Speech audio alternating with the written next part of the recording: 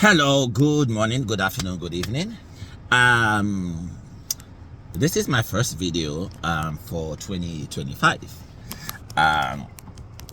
Anyhow, I was worshiping this morning, and as I was worshiping, the word that dropped in my spirit was comparison and discontentment. Comparison and discontentment.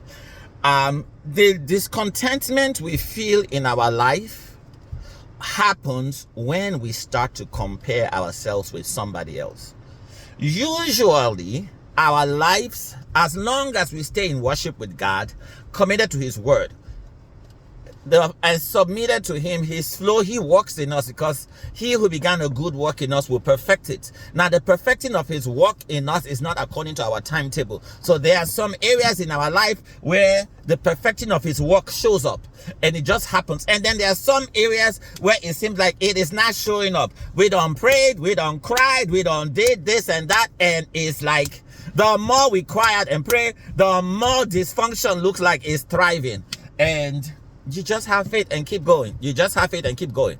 The problem normally arises when we start to compare ourselves to somebody else and say, look at that person. Both positive and negative. Oh, we say, look at that person. Oh, he had this issue. He prayed and the issue left. Why is my issue not going? My issue is still thriving. Or we look and say, look at that person. His prayer, everything is just going well for him. Success upon success upon success. And then our success, we minimize our success because we are comparing our success to the next person's success. So you built a house. Instead of you to rejoice that you have built a house, you are comparing yourself to that next person who built an estate and a mall. So now, because somebody has built an estate and a mall, you now minimize your success because you're comparing. And that's the problem that we often find ourselves doing. But thank God for His Spirit. Thank God for His word that can bring us back to ourselves. Like, hey, stay in your lane. Stay in your lane. Focus on what He has for you. Yes, every single one of us, we have our successes and then we have our struggles. Every one of us. As long as you have this flesh, you have your struggle. Bottom feeders will decide to make themselves feel better by focusing on somebody else's struggles and begin to cast stones on those people. To begin to point at them because of their ignorance and their selfishness and their doomed life. Instead of them to focus on their own issues, they will leave their own issue, and to feel better about themselves, they will now focus on somebody else's. How did Jesus respond to that? He said, when they caught the woman in adultery, the woman was caught in adultery. Yes, she was guilty as sin. And all the other guilty people that have their own guilty mess now came to throw stones at her. And Jesus said, okay, since y'all want to do this, each of y'all, the one that is not guilty, throw the first stone. Let me see. If a camera was taken into your life to focus on your life, your secret life, what will be exposed?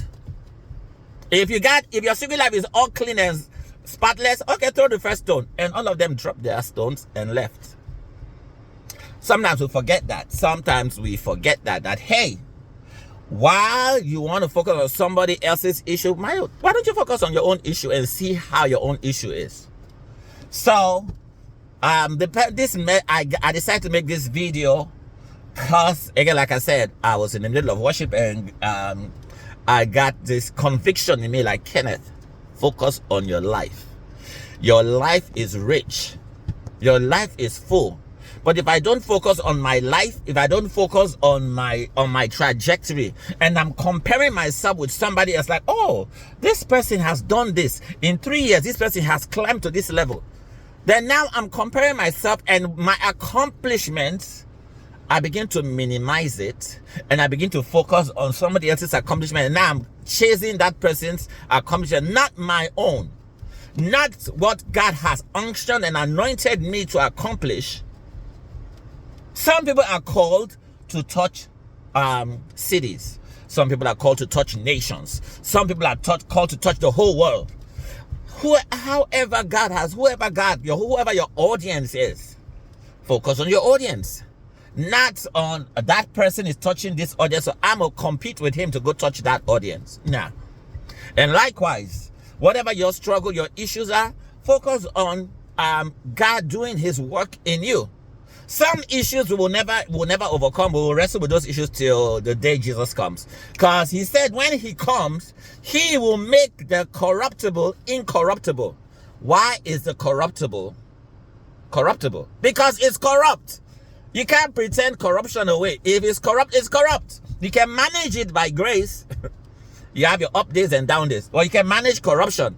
But then our hope and our faith is in the fact that when he comes, he will take that which is corruptible and he will make it incorruptible. There'll be no more struggling and mortifying and drama and no. He will transform that which is corruptible and make it incorruptible. That's our faith. And so while we live on this earth, learn to manage what is corruptible and focus on what he has called you, your lane. Stay in your lane. Focus on what you are called to accomplish. Focus on what you are doing. Focus on the grace and the unction and the anointing on your life. He says, a city on a hill cannot be hid. A city on a hill cannot be hid. He has given everybody prominence to excel, to influence in a certain sphere.